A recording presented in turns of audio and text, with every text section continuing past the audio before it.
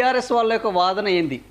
అనైతిక పొత్తులో హస్తం, ఢిల్లీలో కొట్లాట, హైదరాబాద్లో దోస్తానా, కేసీఆర్ని ఎదుర్కొనేందుకు ఆంధ్ర పార్టీలు ఏకం, బీజేపీ, టీడీపీ, జనసేన, ఎంఐఎంతో కాంగ్రెస్ దోస్తీ, రాష్ట్ర వ్యాప్తంగా బీఆర్ఎస్కు బాసటగా మైనార్టీలు, వారి ఓట్లను చీల్చేందుకు రంగంలోకి దిగిన ఎంఐఎం, రాష్ట్ర వ్యాప్తంగా జనసేన తరపున 345 మంది పోటీ, వారిని వదిలేసి బీజేపీ కోసం పవన్ ఎన్నికల ప్రచారం. సో ఇది ప్రస్తుతం ఏది బీఆర్ఎస్ చెప్తున్న అనైతిక పొత్తు. ఏది ఎవరెవరితోటి? బీజేపీ వాళ్ళతోటి, టీడీపీ వాళ్ళతోటి, జనసేన వాళ్ళతోటి, ఎంఐఎం వాళ్ళతోటి కాంగ్రెస్ దోస్తీ చేస్తున్నది అనేది బీఆర్ఎస్ వాదన. బట్ బీజేపీ మాత్రం మేము జనసేనతోటి పొత్తు లేదు, మాకు కాంగ్రెస్తో పొత్తు లేదు, మేము ఒంటరిగానే పోటీ చేస్తున్నామని ఎవరు బీజేపీ వాళ్ళు చెప్తున్నారు. ఎంఐఎం వాళ్ళు ఈసారి మాత్రము పెద్ద ప్రచారం లేదు, హడావుడి లేదు, వాళ్ళు అంతర్గతంగా వాళ్ళు ఎక్కడ ఇన్ఫ్లుయెన్స్ చేయగలరో అక్కడ చేస్తున్నారు. ఎక్కువ స్థాయిలో పోటీ కూడా చేశారు ఈసారి, అన్ని జిల్లాలకు కూడా వాళ్ళు విస్తరించారు. కానీ హడావుడి లేకుండా వాళ్ళ పని ఏందో వాళ్ళు చేసుకుంటున్నారు. ఇక జనసేన పార్టీ ఖమ్మంలో పోటీ చేసింది. ఖమ్మంలో ఈ పోటీలో నిలబడ్డ తర్వాత చివరి నిమిషంలో ఆదివారం పవన్ కళ్యాణ్ ప్రచారం రద్దయింది. ఇంకొక యాక్టరు ఈ ఎన్నికల ప్రచారంలోకి దిగడం జరిగింది ఖమ్మంలో. సో జనసేన ఇప్పుడు ఖమ్మంలో బోని కొట్టబోతుందా లేదా? ఎందుకంటే వాళ్ళు తెలంగాణ మొత్తంలో కాకుండా ఖమ్మంలో మాత్రమే, అక్కడ ఆంధ్రవాదం కొద్దిగా బలంగా ఉంటుంది. సో హైదరాబాద్ మున్సిపాలిటీ ఉంటుంది. ఆ మున్సిపాలిటీలో ఇప్పుడు ప్రస్తుతము కమ్యూనిస్టులు బలంగా ఉన్నారు, కాంగ్రెస్ బలంగా ఉన్నది, జనసేన కూడా ఇప్పుడు ఉన్నది అక్కడ. సో ఈ జనసేన తెలంగాణలో బోని కొడుతుందా? కొడితే ఏ స్థాయిలో కొడుతుంది? ఆంధ్రప్రదేశ్లో 100% స్ట్రైక్ రేటు, తెలంగాణలో ప్రచారానికి రాలేని పవన్ కళ్యాణ్, కానీ నామినేషన్లు వేసి ప్రచారంలో ఇప్పుడు పోటీలో ఉన్న జనసేన. ఏం జరగబోతుంది జనసేనకు అనేది ఇప్పుడు అంత ఉత్కంఠగా మారింది. జనసేన గెలిస్తే రేపు ప్రభుత్వం ఏర్పాటు అక్కడ మున్సిపాలిటీ చైర్మన్ కావాల్సి వస్తే వాళ్ళు కాంగ్రెస్ పార్టీకి మద్దతు ఇస్తారా, లేదా అక్కడ రెండో పార్టీగా కమ్యూనిస్ట్ పార్టీలు రావచ్చు, లేదా ఆపోజిట్ పార్టీలు రావచ్చు.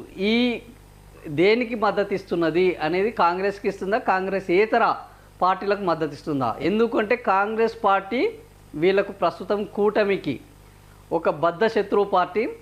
మరే ఆంధ్రప్రదేశ్లో మేము బీజేపీ తోటి, తెలంగాణలో కాంగ్రెస్ తోటి, ఢిల్లీలో బీజేపీ తోటి ఇట్లా ఉంటామని వాళ్ళు ఏమన్నా చెప్పే అవకాశం ఉన్నదా? సో జనసేన రాజకీయాలు ఎటువైపు వెళ్తున్నాయి? టీడీపీ తోటి పొత్తా, కేంద్రంలో బీజేపీ తోటి, తెలంగాణలో కాంగ్రెస్ తోటి ఎటువైపు వెళ్తున్నాయి అనేది కూడా రేపు చూడాల్సిన అవసరం ఉన్నది. జనసేన ఈ పోటీలోకి దిగడం వల్ల జనసేనకు మంచి జరుగుతుందా, చెడు జరుగుతుందా అనేది కూడా ఎన్నికలు పూర్తయిన తర్వాత వాళ్ళ అభ్యర్థులు గెలిస్తే వాళ్ళు ఎటువైపు వెళ్తారు అనే దాన్ని బట్టి తేలబోతుంది. సో ఇంకా టీడీపీ పెద్దగా ఏమీ లేదు, కాకపోతే అంతర్గతంగా ఎప్పుడూ టీడీపీ పనిచేస్తూనే ఉంటుంది. అది ఈసారి గత ఎన్నికల్లోనూ జూబ్లీహిల్స్ ఉప ఎన్నికల్లో మనం చూసాము, టీడీపీ బ్రహ్మాండంగా కాంగ్రెస్ పార్టీ గెలుపు కోసం పనిచేసింది. టీడీపీ కూడా ఇదే 2 నాలుకల విధానాన్ని కొనసాగిస్తుంది. ఆంధ్రప్రదేశ్లో వస్తే బీజేపీ తోటి కొనసాగుతుంది, తెలంగాణలోకి వచ్చేస్తే కాంగ్రెస్ తోటి కొనసాగుతున్నది. టీడీపీ యొక్క ఆవిర్భావమే కాంగ్రెస్కు వ్యతిరేకం.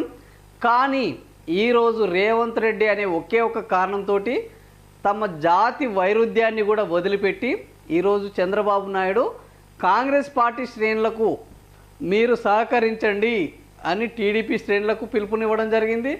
సో ఇంకా టీడీపీకి బలమైన కంచుకోట అవునన్నా కాదన్నా కులం. ఆ కులం కూడా మనం గత ఎన్నికల్లో ఉప ఎన్నికల్లో చూడడం జరిగింది. జూబ్లీహిల్స్ ఉప ఎన్నికల్లో రేవంత్ రెడ్డి ఆ కమ్మ కులం వాళ్ళతోటి సమావేశమై మాకు మద్దతు పలకాలన్నారు. వాళ్ళు కూడా ఓలాటెడ్గా మద్దతు పలకడం జరిగింది. వాళ్ళ మద్దతు ఈరోజు కాంగ్రెస్ పార్టీ జూబ్లీహిల్స్ ఉప ఎన్నికల్లో గెలవడానికి దోహదపడింది. సో మరి మున్సిపల్ ఈ ఎన్నికలలో కూడా టీడీపీ శ్రేణులు కాంగ్రెస్ పార్టీకి మద్దతు పలుకుతున్నాయి. మరి అందుకనే అదే ధీమా తోటి ఈరోజు ఎంఐఎం కాంగ్రెస్ పార్టీకి మద్దతు పలుకుతుంది, టీడీపీ మద్దతు పలుకుతున్నది, కమ్యూనిస్టులు మద్దతు పలుకుతున్నారు, అధికారంలో ఉన్నది. సో ఇవన్నీ నేపథ్యంలో కాంగ్రెస్ పార్టీ ఇప్పుడు 95% మాకే అన్న నమ్మకంతో ఉన్నది. ఇది కాన్ఫిడెన్సా, ఓవర్ కాన్ఫిడెన్సా మనకు 13వ తేదీన తేలబోతుంది. అది కూడా చూడాల్సిన అవసరం ఉన్నది. ఇక బీజేపీ గురించి మనం చర్చించుకున్నదే, నిధులు ఇచ్చేది మేము, నిధులు తెచ్చేది మేము, కేంద్రంలో అధికారంలో ఉన్నది మేము, రాష్ట్రంలో అధికారంలో ఉన్న కాంగ్రెస్ పార్టీ రాష్ట్రాన్ని ఆర్థిక సంక్షోభంలోకి నెడుతున్నది. బీఆర్ఎస్ పార్టీ కేంద్రంలో లేదు, రాష్ట్రంలో లేదు. ఆ పార్టీకి ఓటేస్తే ఉపయోగము లేదు, కాంగ్రెస్కు ఓటేస్తే మరింత సంక్షోభం. కాబట్టి ఇప్పుడు ఒకటే ఆలోచన ఉండాలి మీకు. కేంద్రంలో ఉన్న పార్టీ నుంచి వెళ్ళి మున్సిపాలిటీలకు నిధులు వస్తాయి. స్థానిక సంస్థల నిధులలో 70% కేంద్రమే ఇస్తున్నది.